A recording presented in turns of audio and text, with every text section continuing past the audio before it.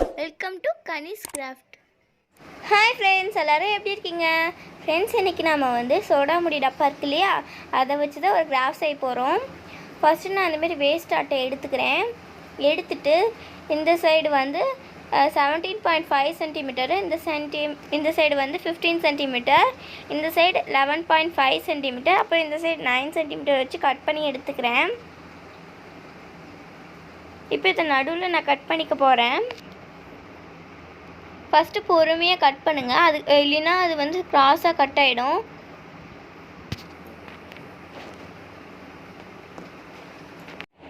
இப்போ நம்ம வந்து ஒரு ஃபோட்டோ ஃப்ரேம் தான் செய்ய போகிறோம். இப்போ வந்து சோடா முடி நான் எப்படி யூஸ் பண்ணுறேன்னு பாருங்கள்.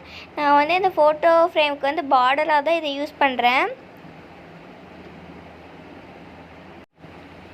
க்ளூகன் போட்டு இந்தமாரி ஃபஸ்ட்டு ஒட்டிக்கோங்க.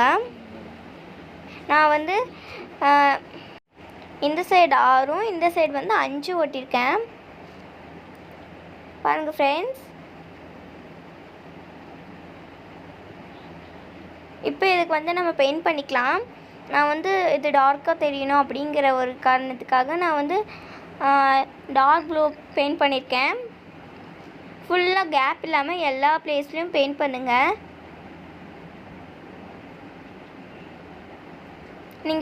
நான் வந்து ஒன்று விட்டு அந்தமாரி பெயிண்ட் பண்ணுறதுனால பண்ணிக்கலாம், இல்லை நான் பண்ணுற மாடல் மாரி பண்ணிக்கலாம்.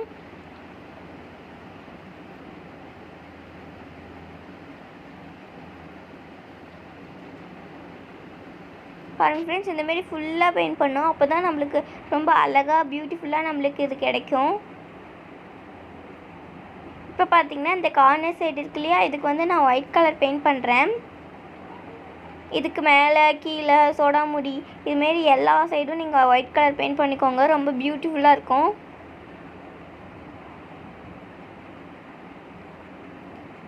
பாருங்கள் ஃப்ரெண்ட்ஸ், இப்போ நான் காய வச்சு எடுத்திருக்கேன். இதுக்கு இன்னும் டெக்கரேட் பண்ணணும் அப்படிங்கிறதுக்காக வந்து நான் பேர்ல்ஸ் எடுத்திருக்கேன். இதை வந்து நான் நடுவில் ஒட்டியிருக்கேன். உங்களுக்கு இந்த பேர்ல் டிசைன் பிடிக்கலன்னா நீங்கள் ஸ்டோன் கூட ஒட்டிக்கலாம்.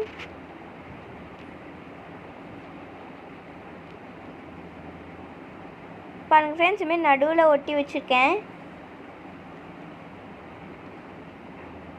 இப்போ நான் வந்து இதை வந்து காலண்டர் அட்டை இருக்கு இல்லையா, அதிலேருந்து நான் கட் பண்ணி எடுத்திருக்கேன். இப்போ உங்கள்கிட்ட ஃபோட்டோ இருந்தால் நீங்கள் ஃபோட்டோ வச்சுக்கலாம்.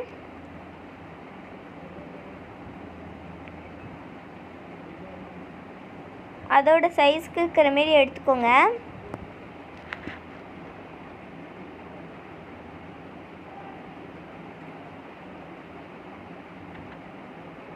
பாருங்கள் ஃப்ரெண்ட்ஸ், இந்தமாரி கரெக்டாக நடுவில் ஒட்டணும். நம்ம க்ராஸாக ஒட்டிட்டோமா அந்த ஃப்ரேமில் வந்து அது விழாது. அதனால் நீங்கள் பார்த்து வச்சு பார்த்துட்டு அதுக்கப்புறம் ஒட்டிக்கோங்க.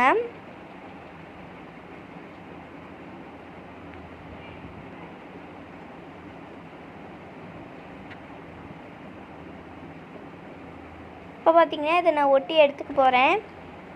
நான் ஒட்டி வச்சிட்டேன்.